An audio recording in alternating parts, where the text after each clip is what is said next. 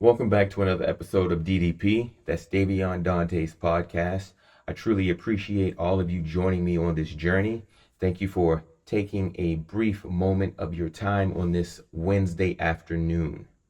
Today's topic is going to be based around choosing peace over violence. Now, when I'm talking about choosing peace, this isn't just a physical thing. This is also a very mental thing. The majority of this podcast is going to be based around a few stories, most of them all pertaining to me. And hopefully it can help you deal with things on your end and maybe choose a different path or realize there's more options. So, the type of person I am, as the title entails, I'd rather walk away from drama, from any type of confrontation, because in my opinion, it's not really worth it. If it's something that can be avoided, especially if it isn't going to make a difference in the long run, why am I going to waste my time? Now, a lot of us in this new society and the way things are today, everyone reacts in the moment, in the instant. They're not taking time to consider the choices that are about to be made in this split second, the ramifications that can occur thereafter. So, as an example, I've had run-ins with people that, would start saying things out of the side of their mouth.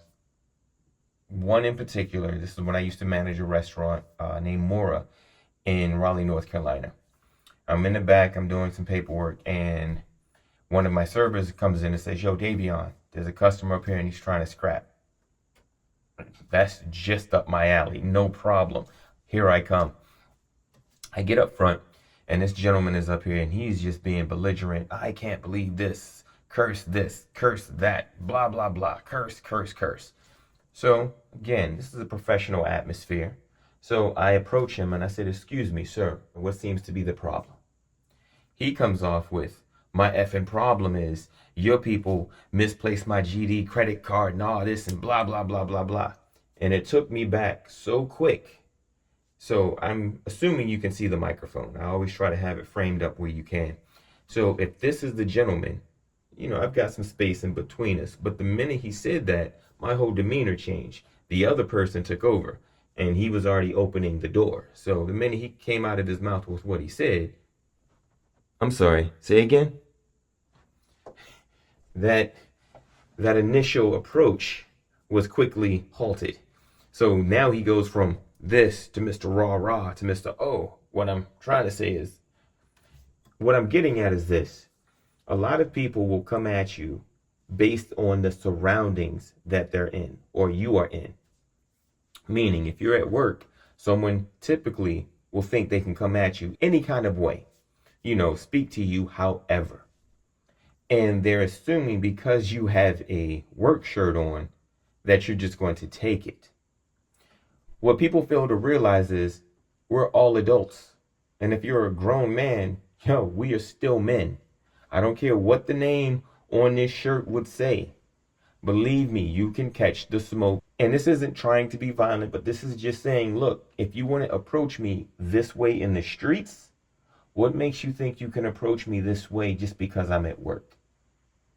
If I'm not coming to your job, speaking to you out of the side of my mouth, what makes you feel you have the authority to do that in my surroundings? People on customer service calls. Someone calls in, something's going on, and you're just going to let off on somebody. How is that helping the situation? How is that helping resolve whatever you're trying to address? I had another incident where they somehow took out $500. I had it set on auto pay and they just said, "You know what? We're going to take $500. Don't know why."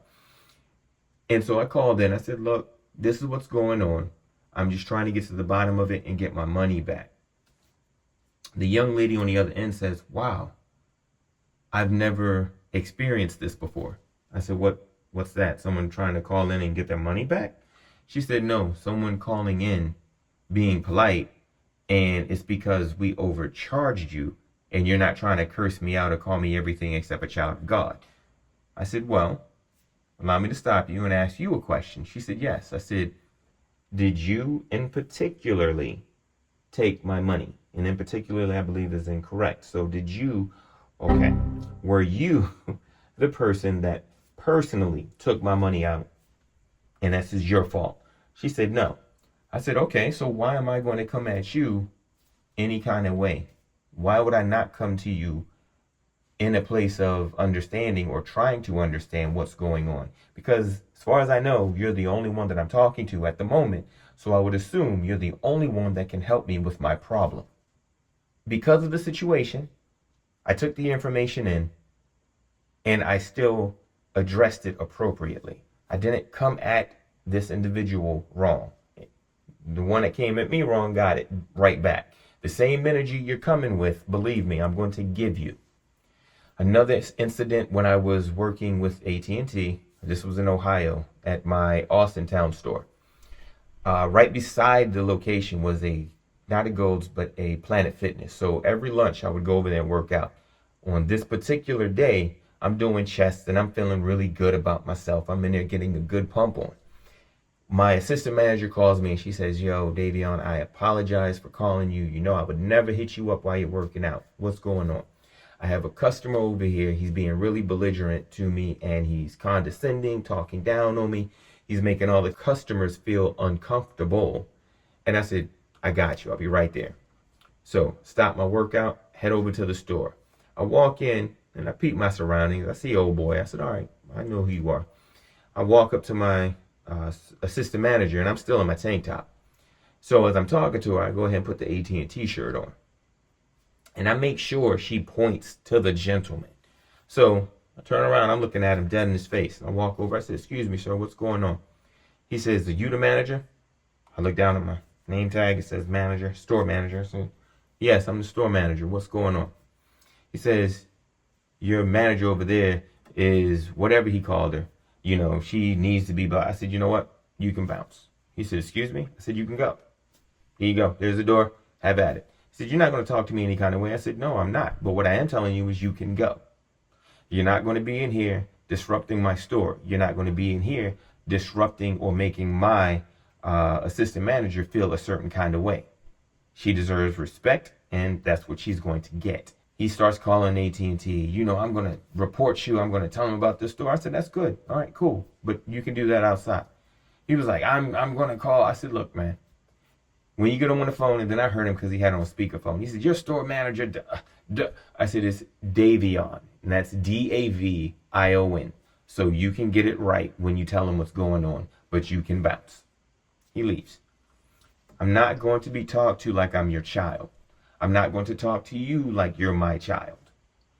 And if for whatever reason, someone feels the empowerment to speak to you in that way, how do you think they would react if they were spoken to that same way? That's what people fail to understand. A lot of times this comes up where someone gains a power role or a title, or they feel self-entitled. If you're not going to speak to someone out in the street, aka out in the wild, out of the side of your mouth because you're afraid of what could happen, what makes you think it can be different inside of a work environment? When it comes to relationships, again, I choose peace. Friendship, I choose peace. Because you know what? If I'm going to start raising my voice towards you and you're raising your voice towards me, how is that, being productive? How is this getting either of us closer to the desired outcome that one of us wants? Unless it's to scrap or go our separate ways, why are we raising our voice? Why are we unable to speak to each other civilly? Look, take a moment, take time. And what other people fail to realize, that in this society, when keyboard warriors are so prevalent and social media is so over the top, just because someone chooses peace or a non-violent approach, it doesn't mean they're weak. It doesn't mean that they will not scrap when necessary. It does not mean that they will not put you in your place when necessary. A lot of times it seems that in today's world, if you were trying to be resolved, in a very calm and peaceful place, people want to take advantage of you. Why that is, couldn't tell you. This is just speaking on a personal level. Those that know me, know me. Those that know me really well, they know there is a really deep, dark, drastic, different side of me. And I do not like that person, but that person is a part of me 100%. I do not have a problem scrapping. I do not have a problem putting someone in their place. I have a problem with allowing that to come out when it's unwarranted. And I will do everything in my power to make sure it doesn't happen.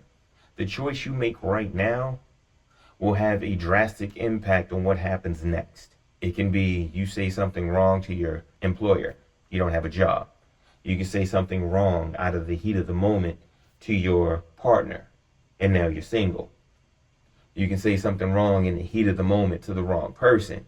And now, as my son at 2 years old once told another child who was bullying him, I'm going to put your front teeth in the back of your mouth.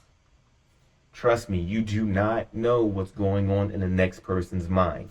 You don't know anything about that person on a mental level or where they stand. But all you know is I'm going to say whatever I want. Trust me, you don't want that. You really don't want that when you run up on the wrong person or the wrong situation.